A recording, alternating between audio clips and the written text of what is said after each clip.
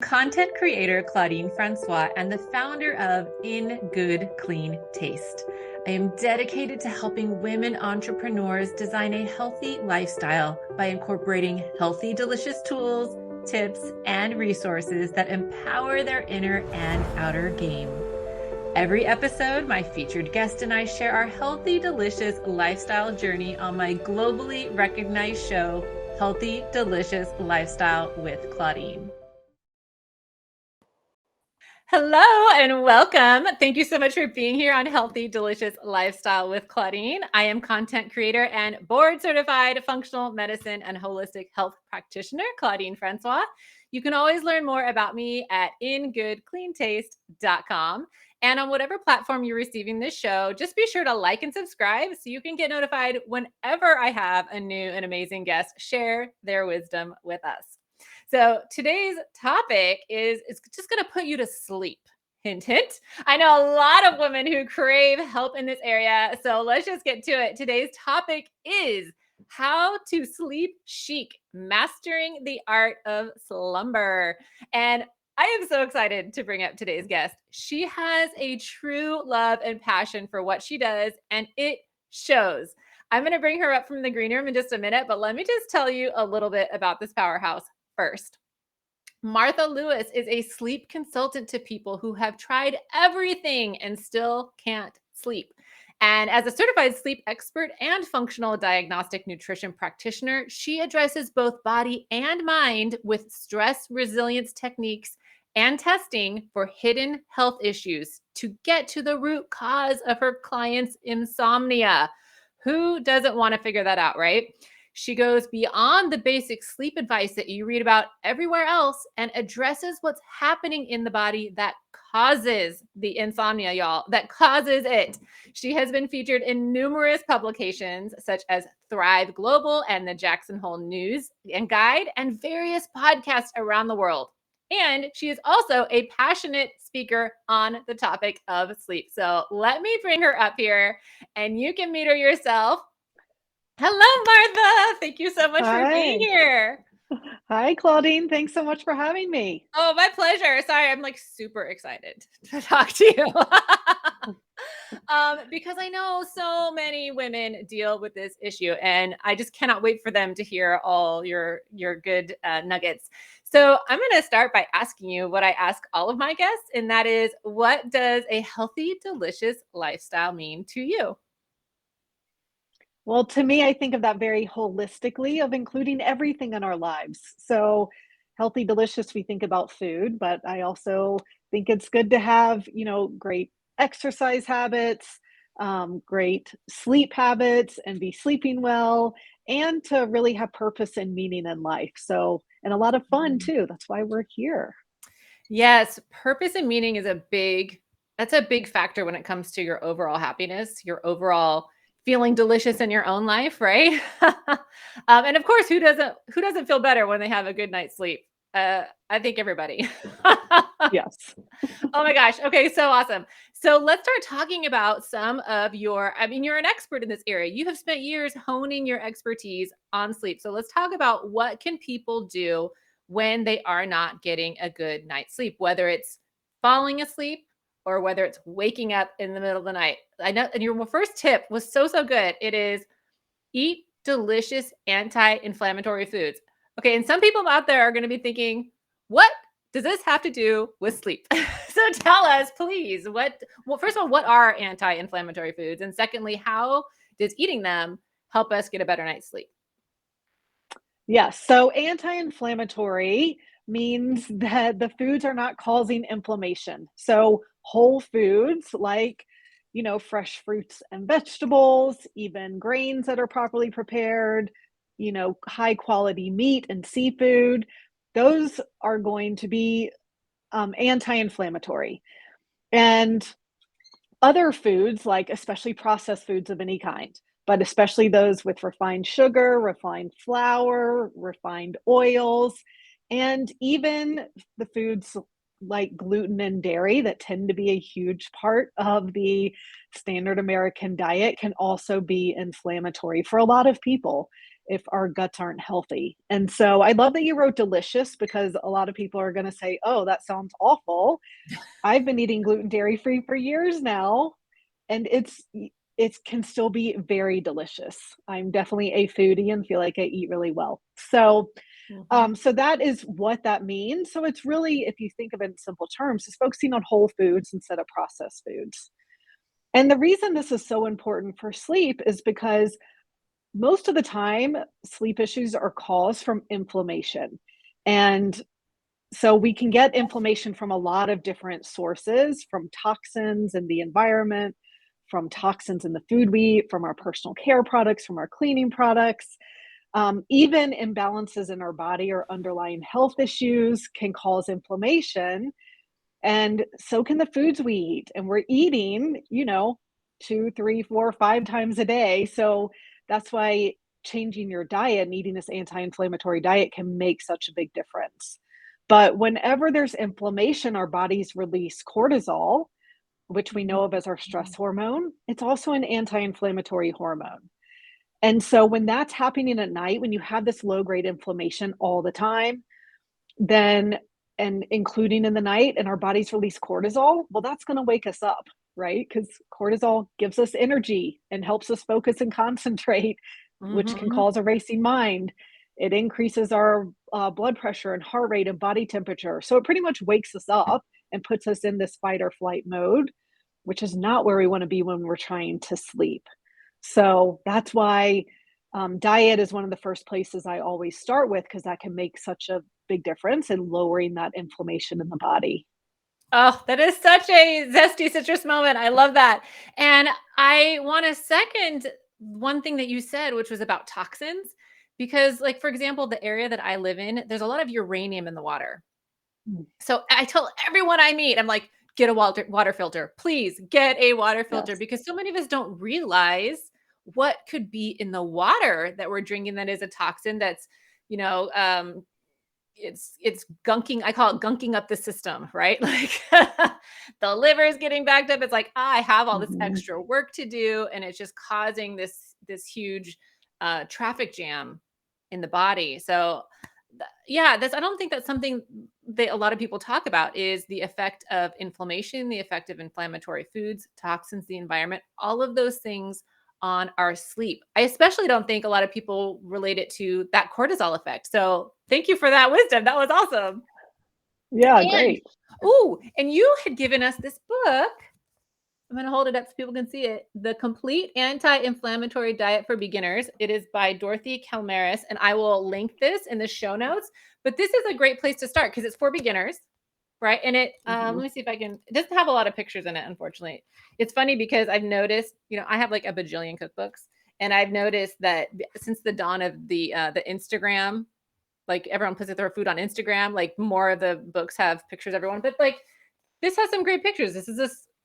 What is this? This is a green smoothie bowl. That looks delicious. They have some great salmon recipes, which I love salmon for anti-inflammatory. Even things like if you want to have a Mhm. chicken roast, they have all of these. Oh, I just love, I don't know about you, but I'm like a big fan of berries. I could eat berries all the time. But yeah, so thank you for sharing this book, because this is a great place for people to start if they are like, I like flavor, I like to eat delicious food. So how do I change my current way of eating into something that is anti-inflammatory? And I like the concept of crowding out, where you eat so much good stuff, you don't have time to even think about the bag of potato chips in the back of the pantry. I'm just looking to see if I can find another good picture. Yeah, even like delicious soups. I'm a big fan of soups. I love soup. Even though it's 110 degrees here, I can still eat soup. So thank you for sharing that. I absolutely love that. And I want to bring up your second tip, because this is another one that I think people are going to be like, what are you talking about? So it's like people are going to be like mind blown on this. And it is balance blood sugar for a restful night's sleep. Martha, what in the world does blood sugar have to do with how well I sleep? Right. Well, this also has to do with cortisol.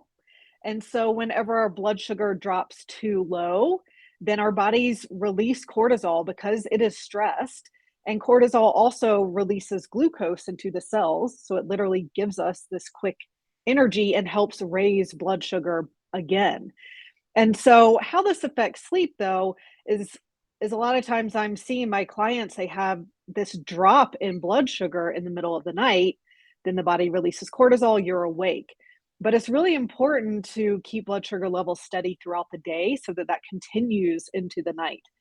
Mm. So, for example, if you start your day with a pastry and a cup of coffee, your blood sugar is going to spike super high, and then your body's going to release insulin, which is going to lower it, and then your body's going to release cortisol to raise it again, and you're also going to crave more carbs and sugar because your body wants that quick energy.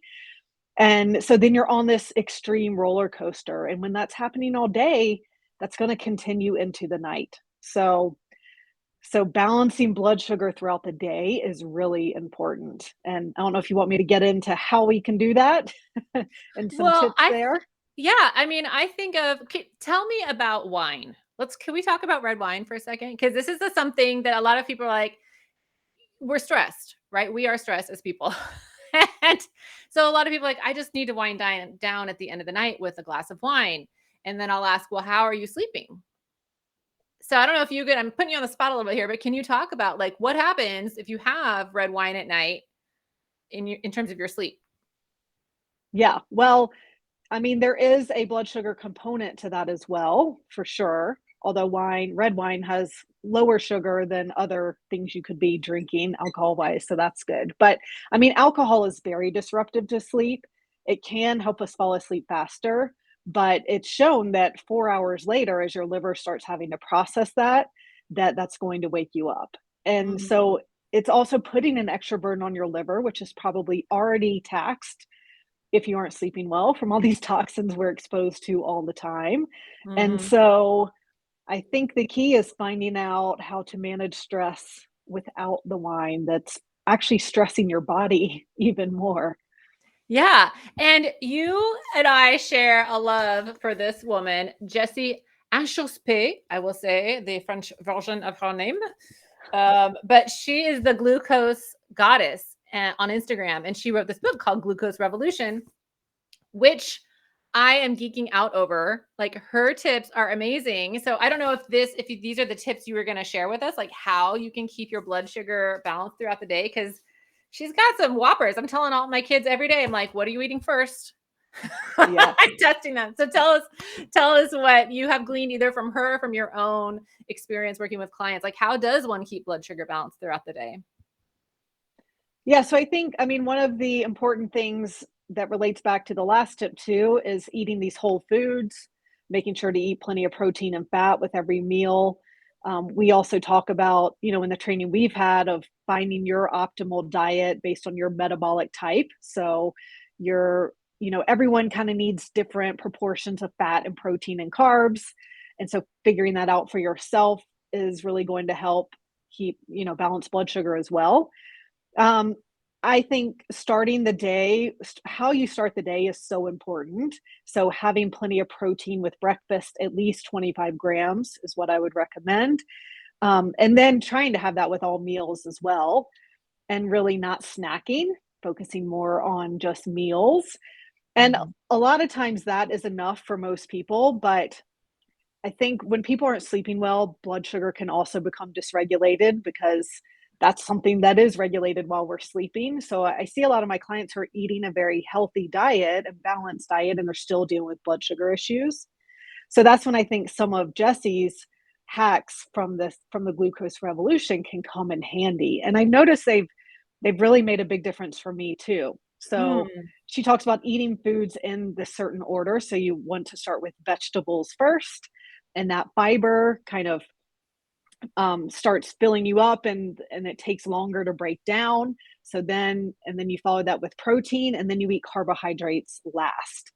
And so going in that order can really help. And having what she calls a veggie starter or a green starter. So it's so interesting too how this ties into so many cultural habits of starting with a salad. Mhm. Now we know there are reasons why people kind of intuitively, culturally did things like that. With the So vinegar. that's, yes, With the exactly, right? vinegar. Who knew? Yes, it should be bitter. Yeah.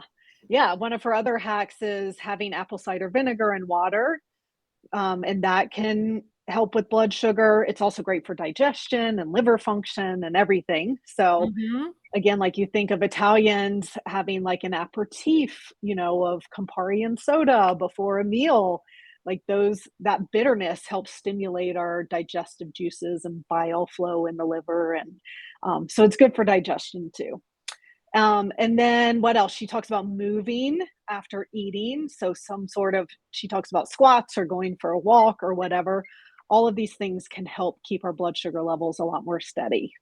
I love it. Or even like cleaning up the kitchen. If you have to spend 10 minutes just like actively like wiping down the counters and Yeah. yeah, it's so good. I love that you brought up the metabolic type because I personally was one of these people who kept like following the the method du jour. I was like, okay, everyone tells me I have to eat a ton of protein, but I feel really sluggish and tired when I eat a ton of Mhm. protein. And then I found out that I am almost a slow oxidizer. Like I'm a mixed oxidizer to the point of almost being slow, which means I do better on plant-based proteins. I do better with more carbs. And here I had been like punishing myself with trying to eat as much Mhm. protein as possible because that's what everybody said I should do. So yeah, finding your metabolic type, doing those little hacks, like you said. I mean, eating whole foods isn't a hack, but eating your vegetables first, then your protein, having the apple cider vinegar kind of activity after your food. And she shows in the book, I don't think I marked it, but she has all these little pictures where you can see like maybe I don't know if you can see it. If you can see like the blood sugar spikes, like here, this one activity, blood sugar spike is huge. This activity, it's low. So yeah, if anyone wants to read the book, I will link it below. So that is awesome. Thank you for bringing that up because, and she even has a cookbook now, the new one, which I am super excited about. I'm like, yay! I don't know if you have tried any of her stuff in here. I tried the Mm. cauliflower with chimichurri sauce the other night. Delicious, delicieux. Nice. Yeah. So good. Yeah.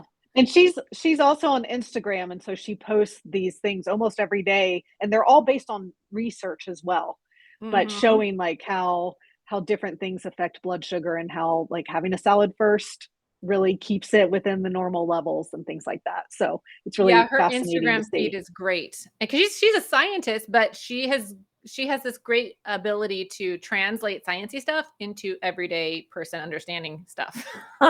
Yep. So that's so good. Exactly.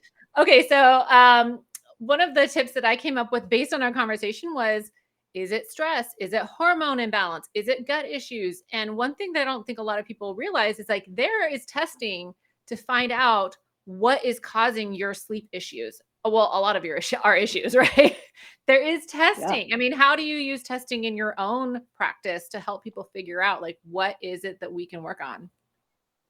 Yeah, so I mean, as you know, but isn't widespread knowledge, these underlying health issues can affect our sleep.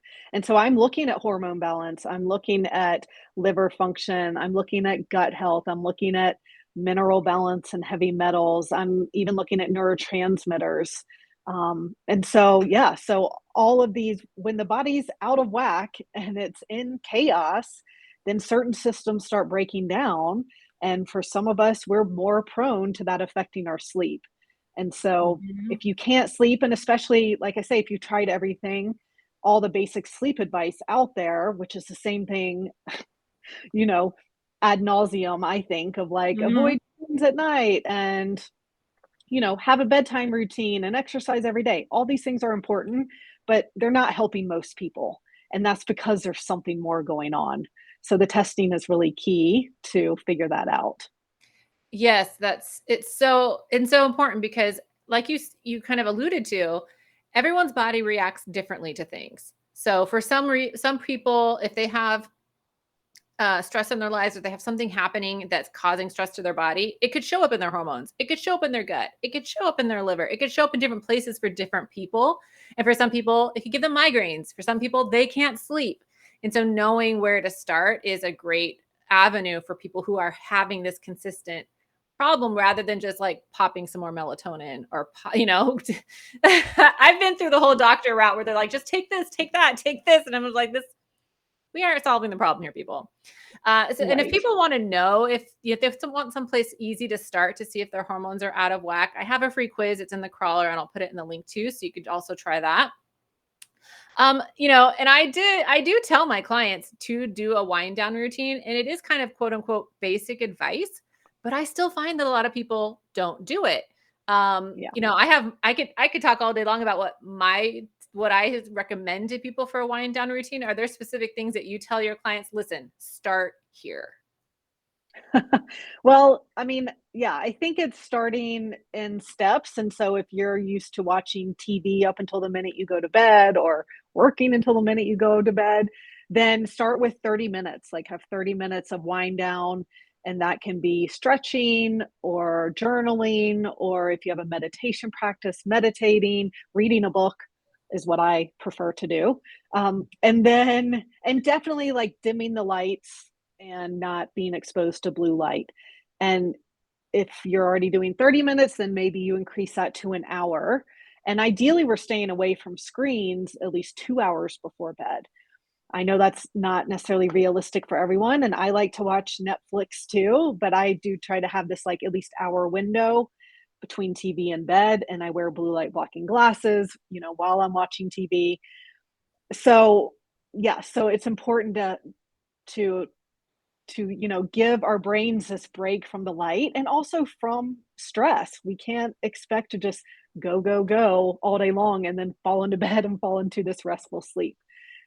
Our brains and nervous system really need some time to wind down.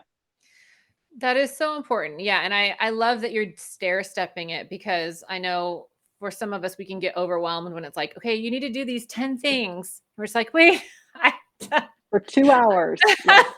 right. And yeah, the blue light glasses is a great tip as well. And I have some that I will link in the show notes. Thank you for reminding me of that. Um, for some people, it's like take a mineral bath, or do some just deep breathing, or like read an Mhm. actual book, like in your hand type book rather Yep. than on a screen. I know so many of us are used to screens, and it's really hard to stay away from them these days. But I have found that the nights where I am on a screen, especially if I'm doing the whole scroll on the social, Oh, yeah. I'm just checking my notifications, y'all. When I do that, it's hard for my brain to fall asleep. I have noticed like my eyes. I don't know if you've seen this, but like where your eyes, when you close them, you still kind of see the light. Mm. So I have noticed like I need to be up. And I think one thing that's important for a lot of us in this, we're constantly being bombarded with stuff, right? We have so much technology, we have so much noise coming to us from so many areas. I think a lot of us have turned off our own intuition of like noticing what's going on in our bodies. And I think that might be also a good place for people to start. It's like, well, what do you notice? And it could be as easy as keeping a journal, right? What do you notice when you have wine at night? How do you sleep? When you are watching TV till bedtime, how do you sleep? When you take a bubble bath, how do you sleep? When you do Yeah. nighttime yoga, how do you sleep? So I love all that. Martha, I mean, I'm sure people are going to want more information from you. Tell us how they can find you. Yeah, my website is thecompletesleepsolution.com. About to change to thesleepdetective.com, but everything's going to forward there. So that will be fine. I'm on Instagram at Martha Lewis Sleep Detective. I have a Facebook group as well. So you can find me on Facebook under the Sleep Detective. And I have a quiz on my website too called What's Causing Your Insomnia? So it's Yes. looking at, is it more your body? Is it more your mind? And it will give you a percentage of, say it's 20% your mind and 80% your body. So, Mm. yeah, I suggest taking that to kind of to start to pinpoint what could be causing this for you. Oh, that is so, so good. I love that. So everybody who's having sleep issues, go take the test. Go to her website. I have seen it. It's awesome. Go take the quiz so that you can find out like where to start. I love that. Martha, it has been such a pleasure having you on. I cannot thank you enough. Yes, thank you so much. It's so fun. Yay. All right. I'm going to link to everything so people can find you. I'm going to put you in the green room while we say goodbye. So hang out there, have a mocktail. Mocktail?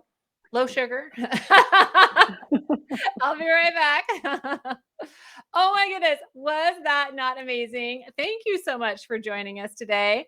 And I want to remind you, how are you creating a healthy, delicious lifestyle for you today? And until then, be sure to join me for another episode of Healthy, Delicious Lifestyle with Claudine next Monday at 9 a.m. Pacific and 11 a.m. Central. And reminder, like and subscribe so you can get notified anytime we have a new episode. All right. See you soon. Bye. Thank you for joining me today. You can learn more about me, my products, and services at ingoodcleantaste.com. Be sure to join me for another episode every Monday at 9 a.m. Pacific or 11 a.m. Central Standard Time on my globally recognized show, Healthy Delicious Lifestyle with Claudine.